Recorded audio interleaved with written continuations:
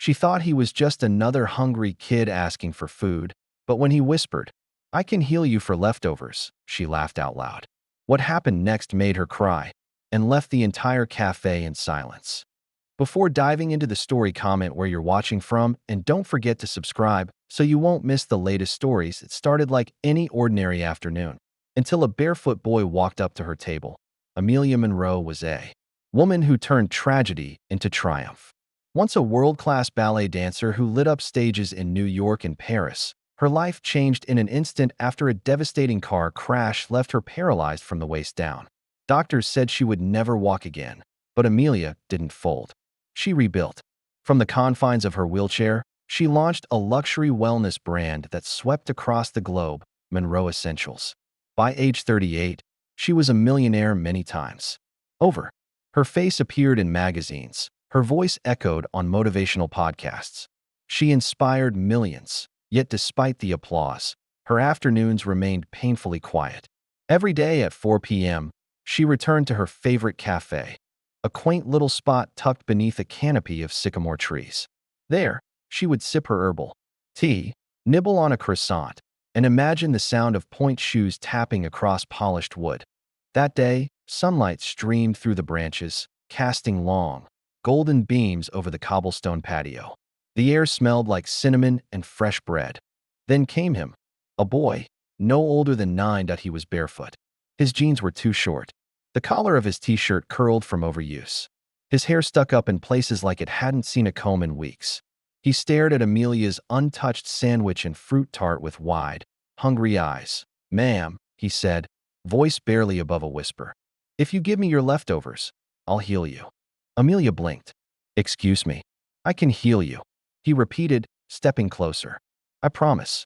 She tilted her head, taken aback, not by rudeness, but by the sheer audacity wrapped in innocence. Then, to her own surprise, she let out a soft chuckle. It wasn't mocking, but it came from a place of disbelief. "Heal me? With what?" "Magic beans," she said, raising an eyebrow. The boy didn't flinch. "No, with something more real than you think." His sincerity unsettled her. He didn't look like he was playing. He wasn't begging either. He stood still, looking straight into her eyes, like he had a purpose. Like he meant it. "What's your name?" she asked, her voice softening. "Eli." "Well, Eli," she paused, pushing the plate toward him. "You can have the food, but I don't expect miracles." He slid into the seat across from her, handling the sandwich with reverence. Not the wild hunger of a street kid, but the careful hands of someone who appreciated every crumb. He took one bite, then two, chewing slowly. She watched as his cheeks rounded out slightly, color returning to his face. "You don't believe in miracles?" he asked between bites. "I used to," Amelia said quietly. "A long time ago. My mom said the same thing," he murmured. "Before she got sick." Amelia's chest tightened. "Where is she now?" "She passed," he said, voice flat. "But before that, she taught me how to help people feel better, even when they think it's too late." Something shifted in the air, something more than sympathy. Amelia couldn't explain it. It was as if this child carried an old soul inside him, something ancient and unshaken. His presence calmed her in a way nothing else had.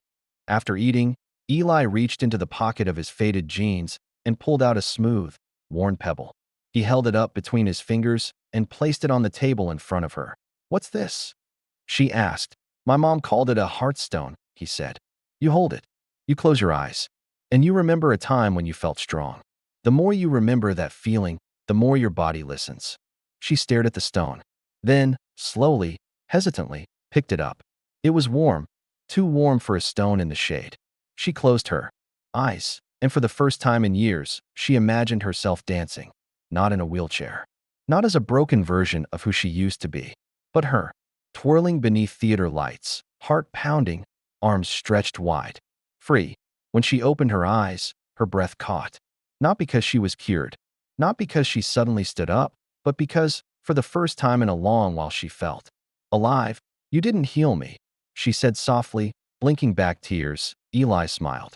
"Didn't I?" He stood, dusted the crumbs off his shirt, and began to walk away. "Wait," she called. "Where do you live? Do you need help?" He turned, walking backward with a grin. "I'll see you again, Miss Amelia. Keep the stone."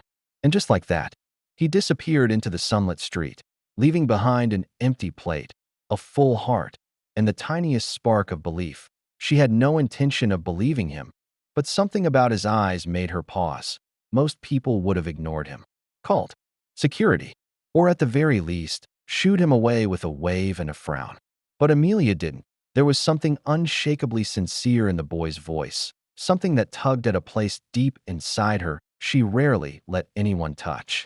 A place before the fame, before the fall, before the wheelchair. She tilted her head, half curious, half amused. "What's your name, little healer?" "Imari," he said. He stood barefoot on the warm stone pavement, back straight, hands tucked behind him like a student about to recite something sacred. He didn't flinch or fidget. He didn't ask for money or complain about hunger. He simply stood there, waiting. And that moved her. Amelia glanced down at the untouched meal on her table, a pressed chicken sandwich, half a salad, and a small cup of fresh berries. Her appetite had disappeared with her last meeting. Now she had something else to focus on. "You know what?" she said, motioning to the food. "You can have this, but don't expect a miracle." Imari grinned, and without hesitation, sat down, not at the table, but on the curb next to her. He unwrapped the sandwich with gentle care, then ate with the urgency of a child who hadn't known a full stomach in days. Every bite was savored, every crumb respected. She watched him in silence. Her phone buzzed beside her, emails, texts, reminders, but she didn't reach for it. She was too busy observing this strange little soul who had wandered into her perfectly curated afternoon like a pebble tossed into still water. Then, as she finally reached for her phone, intending to at least snap a photo of him for someone to contact later, maybe a shelter, maybe a social worker, something stopped her. Imari reached up and placed one small hand on her knee. She froze. That it was warm, but not the kind of warmth you feel from a sunny day or a heated blanket. It was different. It was alive, like the hum of a violin string vibrating beneath her skin. She looked down, startled, but not scared. His eyes were closed. His face was peaceful. His hand remained still, fingers barely curved, resting gently on the fabric of her linen pants. For a moment, Amelia forgot where she was. The cafe, the sound of cups clinking, even the breeze rustling the leaves, faded. All she could feel was that warmth, that slow blooming heat spreading from her knee down to her foot and up through her spine. It wasn't burning. It wasn't shocking. But it moved. It moved in a way nothing had moved in her for years. She didn't say a word. She didn't dare break whatever was happening. Then, as quietly as he'd placed it, Imari lifted his hand and resumed eating his food. Just like that. As if nothing extraordinary had occurred, Amelia sat frozen, staring at her lap. Her leg had felt something, a flutter, a tingle, a shift. She gently flexed her toes, and for the first time in nearly 7 years, they moved. Not much. Barely the twitch of a second toe. But it was real. Her breath caught. She looked down again, her hands trembling. As she reached toward her foot to confirm. Yes. Movement. Undeniable. Unmistakable. She turned to Imari, voice cracking. "What did you do?" He licked berry juice from his fingers and looked at her like she was the one asking the silly question. "I told you," he said, shrugging. "I'm helping." "But how?" "That's not possible." Imari stood, brushing crumbs from his shirt. "Lots of things aren't possible until someone believes they are." She stared at him, her mouth parted slightly, heart thundering against her chest. "Where did you come from?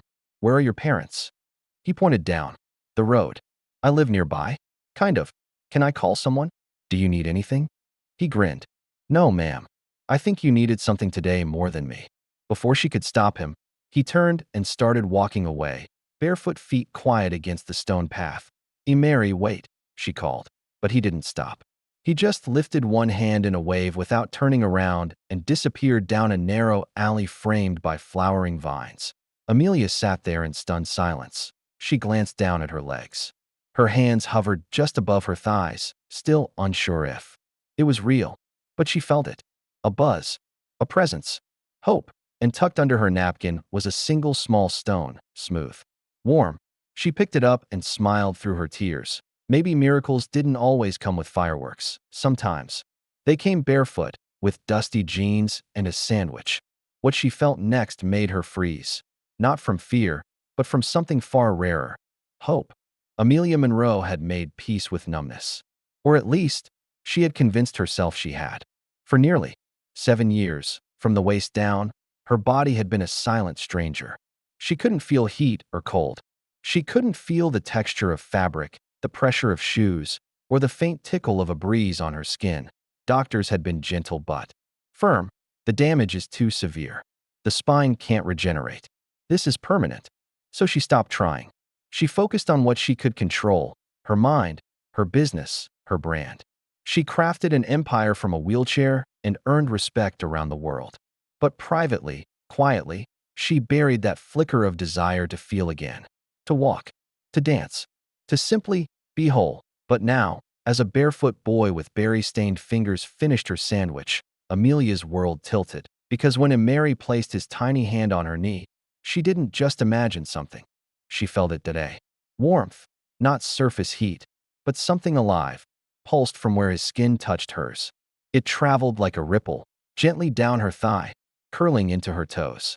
Then, just as she was sure she had imagined it, a faint tingling, and then he twitched out a real, visible twitch in her foot. Her breath caught. Her hand flew to her lap. Her fingers trembled as she pressed them to her thigh and whispered, "Did you feel that?" Mary didn't respond.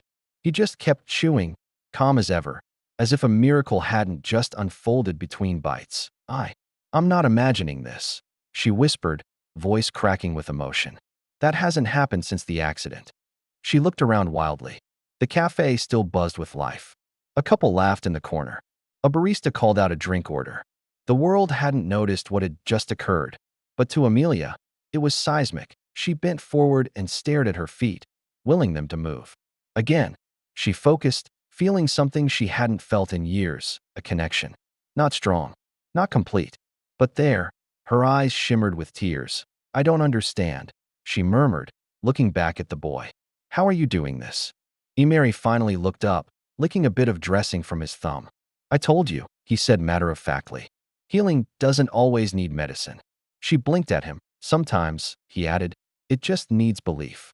The simplicity of his words struck her harder than any lecture from a neurologist ever had. Her whole life had been structured around facts, data, evidence, therapy schedules, progress reports.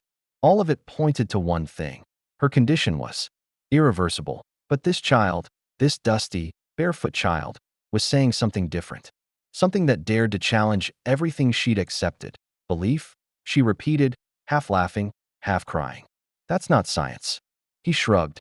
"Neither is love, but it still works."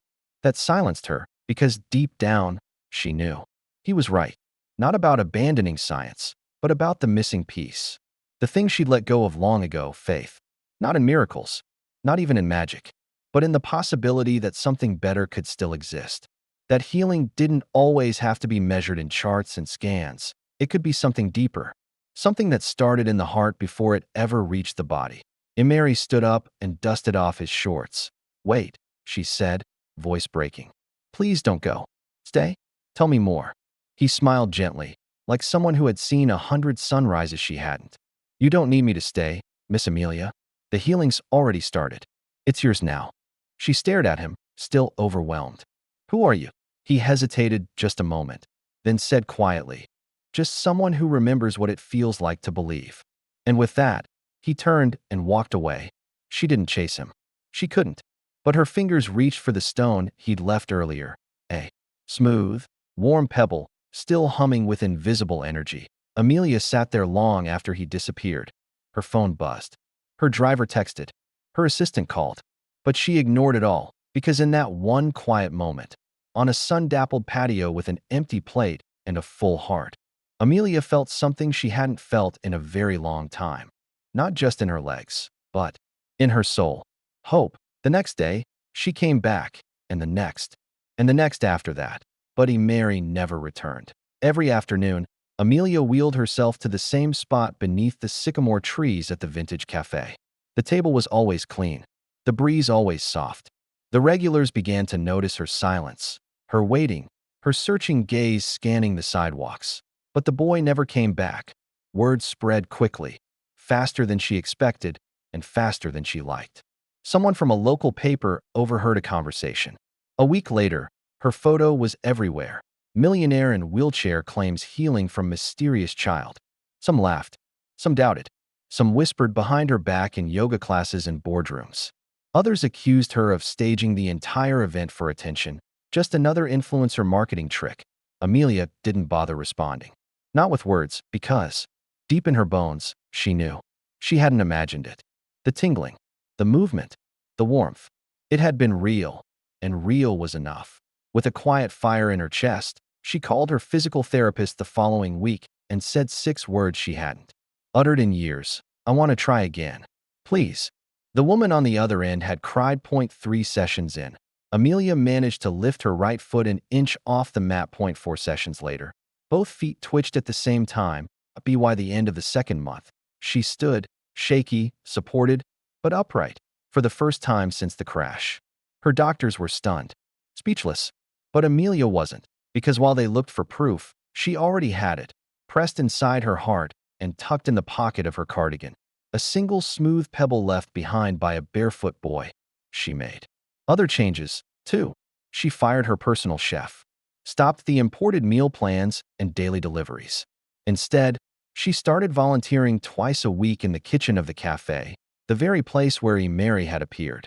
She wore an apron, prepped vegetables, poured coffee, and cleared tables. She did it without fanfare, without social media posts, and without press. She did it because she hoped. Every day, she looked at the door, and every day, it stayed closed, until one morning, nearly 3 months after that first meeting, something changed. It was early. The cafe hadn't opened yet. Amelia was wiping down the tables when one of the elderly waitresses, a woman with silver braids and gentle eyes, approached quietly. I think this belongs to you, she said, holding out a torn piece of paper. Amelia took it carefully. What is it? The woman hesitated. He gave it to me the day you met him. Told me to wait until the time felt right. Her heart pounded. She unfolded the note with trembling hands. The handwriting was uneven, written in thick blue marker. But the message hit like thunder. If the world stopped believing in small miracles, it would stop spinning. You still have time. Move forward. Beneath the words was a childlike drawing, 2 stick figures side by side. One had curly hair and long arms. The other was seated in a wheelchair. Both had huge smiles drawn with crooked lines, their stick hands holding each other. Amelia stared at it. The lump in her throat made it hard to breathe. She gently pressed her fingers to the note, as if trying to memorize every fiber of it. Do you know where he went? She asked the waitress, barely above a whisper. The woman shook her head slowly. He never said. Just that his work here was done. Amelia looked out the cafe window. Morning light painted soft streaks across the sidewalk. The world outside buzzed to life. Cars passing, birds fluttering, coffee machines hissing. And somewhere out there, a little boy named Mary was walking barefoot towards someone else who needed him. That night, Amelia framed the note and hung it on the wall beside her bed.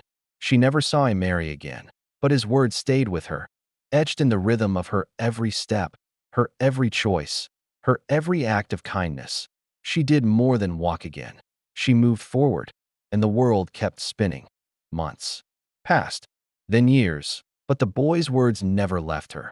Not in the quiet moments before bed, not in the long stretches of rehab, and not even in the loud clamor of board meetings where she once sat as an untouchable powerhouse. Healing doesn't always need medicine. Sometimes it needs belief. Amelia Monroe believed now, in things she once dismissed, in things that couldn't be measured on MRI scans or defined in medical journals, in the invisible magic that exists between moments. When hope meets action, she did walk again, not with the grace she once had, and not for long distances. But she could stand. She could take slow, meaningful steps. And sometimes, on clear nights when the stars twinkled like tiny promises, she'd dance barefoot on her porch, the rhythm slow, the movement wobbly, but real. Each step was a thank you to the boy who appeared like a whispered the part of herself. She had almost forgotten. Despite her efforts, Mary was never found. No missing person reports matched his face. No local shelters remembered him. There were no school records. No one had seen a barefoot boy in dusty clothes with eyes like ancient sunlight. Some called him a street kid with a wild imagination. Some thought the entire story was a marketing scheme for her comeback. And a few, just a few, believed he was something more than an angel, a messenger, a miracle wrapped in dirt and gentleness. But Amelia never forced people to believe.